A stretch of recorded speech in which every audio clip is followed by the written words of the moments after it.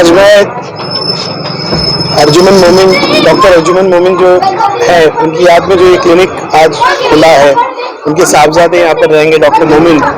मैं उनको पूरा तहे दिल से मुबारकबाद देने आया हूँ। होम्योपैथिक डॉक्टर है, काफ़ी मॉडर्न है, काफ़ी डिस्कशन मेरा इनसे हुआ। अपने मोहल्ले में क्लिनिक खुला है, अल्लाह इनके हाथ में शिफा दे, ये दुआ करने के लिए हम लोग सब आए। उनकी अम्मी को भी याद कर रहे हैं, डॉक्टर शकील से हमेशा मेरा राब्ता रहता है। अल्लाह इनके हाथ में ऐसी शिफा दे कि इस मोहल्ले में, इस इलाके में सबको इससे शिफा मिले, ये शिफा खाना बने, यही दुआ करता हूँ। नहीं, कोशिश करेंगे सर जितना हो सके, जितने जो ज़रूरतमंद है वो है, जिनका नहीं है उनको पूरी तरफ से हेल्प होगी। ज़रा भी कुछ वो नहीं है कि पैसा या नहीं है आप करा के जाओ, लेके जाओ, कुछ वो नहीं, शिफा हमारा पहला फर्ज। बहुत अच्छा। अस्सलाम वालेकुम, मेरा नाम मोमिन मोहम्मद अंजर है, डॉक्टर मोमिन मोहम्मद अंजर। मैंने BHMS किया है, फिर उसके बाद मैंने एक स्पेशलाइजेशन कोर्स होता है PGDMS, जो कि post graduate diploma in emergency medical services होता है। PD हिंदुजा से 1 साल का कोर्स है, जिसमें जो भी इमरजेंसी कैजुअलिटीज में आती है हॉस्पिटल्स के, उसको कैसे मैनेज करने का, ECGs वगैरह जो होते हैं, हार्ट के रिदम्स, जो भी कैजुअलिटी में जो भी इमरजेंसीज आती है, कोई भी टाइप की हो, चाहे वो रोड के एक्सीडेंट हो या कुछ भी हो, तो उसका एक स्पेशलाइजेशन कोर्स है, मैंने वो किया है। फिर अभी दूसरा मैंने मास्टर्स किया है DY पाटिल से, जो कि मेरा अभी ऑनगोइंग भी है, जिसे masters HNM hospital health care management बोलते हैं। ये सारी मैंने चीजें मेरे BHMS कंप्लीट होने के बाद की है। अभी ये मोमिन्स पॉली क्लिनिक हमने स्टार्ट किया है, मैं और मेरे अब्बा डॉक्टर शकील मोमिन, हम लोगों ने मिलके ये क्लिनिक सेटअप किया है। एक्चुअल ये क्लिनिक के बारे में आपको मैं बताऊं तो ये क्लिनिक मेरी मम्मी डॉक्टर अर्जुमन मोमिन का है, जिन्होंने यहाँ पे ऑलमोस्ट 20 इयर्स प्रैक्टिस किया है। तो जब वो शादी के बाद यहाँ पे आए तो उन्होंने BMS किया था, तो उन्होंने यहाँ पे अपना छोटा सेटअप शुरू किया था। मोस्टली उनका स्पेशल गानेक में था, जो बच्चों का प्रेगनेंसी वाला पीरियड है तो उसको गानेक वाला पीरियड बोलते हैं, तो उनके केसेस ज्यादा रहते थे। तो उन्होंने 20 इयर्स यहाँ प्रैक्टिस किया। फिर कोविड का समय आया, तो आपको पता है सेकेंड वेव के टाइम पे कितनी महामारी जैसी चीजें चालू थी और कितने लोग क्लिनिक ओपन नहीं कर रहे थे। बट मेरी मम्मी का ऐसा था कि नहीं, पेशेंट्स को ना नहीं बोल सकते, इसलिए वो सेकेंड वेव में भी क्लिनिक पे आते रहे। उसी दौरान उनको कोविड हुआ और फिर कोविड की वेव में उनकी इंतकाल हो गया। रमजान का महीना था माशाल्लाह, तो उसकी वजह से हम उनकी इंतकाल को शहादत जैसा समझ के लेते हैं। तब से क्लिनिक बंद था क्योंकि मेरी स्टडीज चालू थी, मैं फाइनल ईयर में था। फिर फाइनल कंप्लीट किया अल्हम्दुलिल्लाह, फिर कोर्सेज कंप्लीट किए, फिर कंप्लीट करके अभी एक सेटअप मोमिन पॉली क्लिनिक वापस से स्टार्ट किया है मेरे अब्बा और मैंने।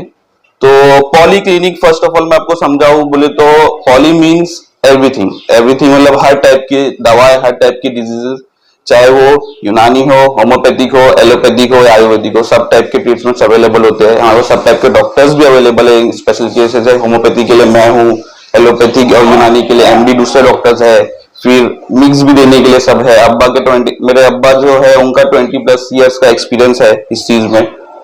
तो हम सब मिल के एक ऐसा प्लेटफॉर्म बनाना चाहते हैं जहाँ पे सब चीज हमारे जो गरीब जनता है या फिर जो जनता है जो डायरेक्ट हॉस्पिटल नहीं जा सकती, जो डायरेक्ट हॉस्पिटल अफोर्ड नहीं कर सकती, तो वो बीच में है। और मोस्ट टू मोस्ट उनको वहां की चीजें इस प्लेटफॉर्म से अवेलेबल हो पाए, ये कोशिश है। जैसे कॉमन प्रोसीजर्स होते हैं। आज साहब मैं आपको यहाँ रोकना चाहूंगा, जिस तरह से हम देख रहे हैं कि और ओपनिंग में जिस तरह से रईस शेख साहब भी आए थे, हाँ, उन्होंने कहा काफी यंग डॉक्टर है, जरा उसके बारे में बताइए ना। एक्चुअली यंग डॉक्टर बोले तो अभी मैं 26 इयर्स का हूँ, थोड़ा दिखता है यंग हूँ, बट मैंने पूरा 6 साल से कंप्लीट किया, फिर 2 साल मैंने इसमें डाले, फिर 2 साल का मेरा वर्किंग एक्सपीरियंस है हॉस्पिटल में। बट ये आप बोल सकते हैं कि मैं न्यू जनरेशन का न्यू डॉक्टर हूँ, न्यू जनरेशन की चीजें, न्यू जनरेशन की थिंकिंग, न्यू जनरेशन का सेटअप लेके चलता हूँ। बट मेडिकल साइंस तो वही है जो हमेशा चलता है, वही चलेगा, और जो नया एडवांसमेंट आया है मैं वो अप्लाई करना चाहता हूँ। उसके बारे में बताएंगे। न्यू एडवांसमेंट में आपको बताना चाहूंगा, जैसे अभी वही आपको बता रहा था कि इंसान हॉस्पिटल जाता है मोस्टली फर्स्ट चीज के लिए ECG। तो ECG ऐसी चीज है कि एक बड़ी मशीन होती है, 12 लीड्स होते हैं उसमें, तो उनको हॉस्पिटल जाना पड़ता है। बट मैं इस प्लेटफॉर्म से अभी एक न्यू टेक्नोलॉजी का, न्यू जनरेशन का ECG लाया हूं, जो कि सिर्फ इस बॉक्स में खत्म हो जाता है। ये एक न्यू टेक्नोलॉजी है, स्पंदन ECG करके न्यू लॉन्च है। ये ECG सिर्फ इतना ही है। ये मैं पॉकेट में रख के किसी के भी घर पे जाके किसी का भी ईसीजी निकाल सकता हूँ। कोई मशीन कोई डिवाइस और लेके जाने की जरूरत नहीं है। इसमें लीड्स होते हैं, एक डिवाइस होता है जो कि पीसी, लैपटॉप, कंप्यूटर, अपने फोन से किसी से भी कनेक्ट हो जाता है। ये लीड्स चेस्ट पे लगते हैं जैसे एक ईसीजी नॉर्मल काम करता है, और ये प्रॉपर 12 ईसीजी निकाल सकता है step by step her location पे लग के और प्रॉपर डायग्नोसिस के साथ। तो ये एक चीज जो है मैं लोगों तक पहुंचाना चाहता हूँ ताकि लोगों को डायरेक्ट वहां तक न जाना पड़े, बीच में उनको एक सस्ता और अच्छा जो अफोर्ड नहीं कर सकते वहां तक जाके करना, उनको बीच में मिल जाए। फिर दूसरी चीज एक ये है जिसे डॉक्टर्स के लैंग्वेज में ओटोस्कोप कहते हैं। ये एक न्यू जनरेशन का ओटोस्कोप है जो कि एक डिवाइस है जिसका कि कैमरा होता है, जो कि कहीं पे कान में जाके पूरा कैमरा रिकॉर्डिंग करके अपने फोन या लैपटॉप से कनेक्ट होके पूरा वीडियो दिखाता है। तो कुछ लोगों के कान में कुछ प्रॉब्लम हो जाती है, कुछ लोगों के कान में हम लोगों ने केसेस देखे कीड़े जाके, कॉकरोच जाके बैठ जाते हैं। तो उससे इससे बहुत हेल्पफुल डिवाइस होता है जो कि मोस्टली किसी क्लिनिक बेस पे मोस्टली अवेलेबल नहीं होता है, और अगर आप बड़े सेटअप या एएनटी के पास जाते हो तो बहुत लोग अफोर्ड नहीं कर पाते वो चीज। तो ये एक चीज है। फिर पल्स ऑक्सी हो गया, डिजिटल थर्मामीटर हो गया। फिर मोस्टली आज के टाइम पे सबसे ज्यादा लोगों को जो तकलीफ है डायबिटीज, उसके लिए अगर आप क्लिनिक बेसिस पे जाते हो तो मोस्टली डॉक्टर आपको टेस्ट करने के लिए वहां भेज देते हैं लेबोरेटरी में, तो हम डायरेक्ट यहाँ पे टेस्ट कर लेंगे। हाँ, हॉस्पिटल्स में सब जगह होता है बट क्लिनिक में बहुत कम लोग रखते हैं, इसलिए हमारे पास ब्लड ग्लूकोज है। और फिर सबसे मेन चीज जो जरा बताएंगे ये सब जो आप जो बता रहे हो, इसका चार्जेबल कुछ हाई तो नहीं?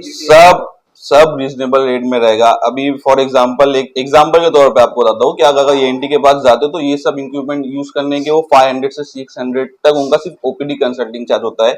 नॉर्मल सबसे बेसिक ईसीजी अगर निकालते हो हॉस्पिटल में तो 300 होता है। अपने यहाँ सब हाफ रेट में रहेगा, उसके हाफ रेट में, कुछ हाफ रेट भी नहीं, ये तो सब लोग मेरे जो ओपीडी चार्जेस रहेंगे मैं उसमें ही मोस्ट ऑफ कर दूंगा, उसके लिए कोई स्पेसिफिक स्पेशल चार्जेस नहीं होंगे।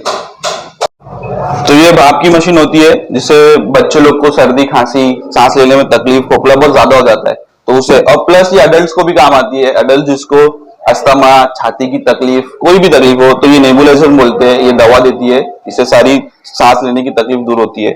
इस तरह के सारे न्यू डिवाइसेस, न्यू मशीनें मैंने लाई है, और डिवाइसेस अभी ऑन द वे है, आने को है, आएगी। जैसे स्टेपलर होते हैं, स्टेपलर स्टिचेस होते हैं, वो और एक दो चीजें हैं जो मैंने मेरे सीनियर से कंसल्ट करके ओपीडी में रखने का ट्राई कर रहा हूँ, मंगाऊंगा, इंशाल्लाह जल्दी आएगा।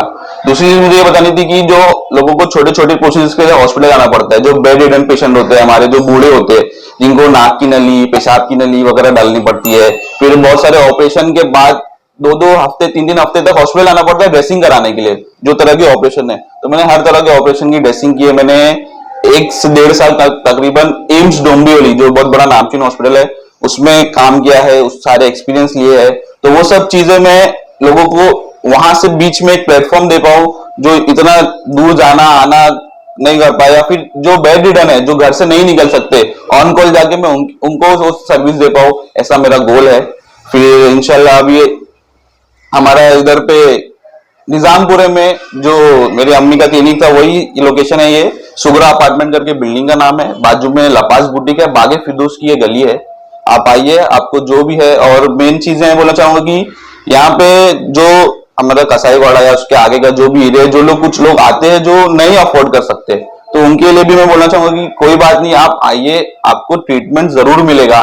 भले से आपके पास अभी नहीं, कभी नहीं, कभी भी पैसा ना हो, उसका कुछ टेंशन नहीं लेना है। कोई भी चीज को आपको छाती में दर्द हो, ईसीजी निकालना है, आप आइए बेझिझक, मैं आपकी हेल्प के लिए हमेशा हाजिर हूं। और हमारे पास आईवी ग्लूकोज के लिए एक और बेडरूम है, प्रोसीजर रूम करके मैंने एक रूम बनाया जिसमें सारे प्रोसीजर्स कर सकते हैं। स्टिचेस वगैरह, आपको कट हो गया है, टाके मारने हैं, आप टाके भी मार सकता हूं मैं, स्टेपलर टाके चाहिए, जो भी टाइप के टाके चाहिए वो हम यहाँ पे कर सकते हैं।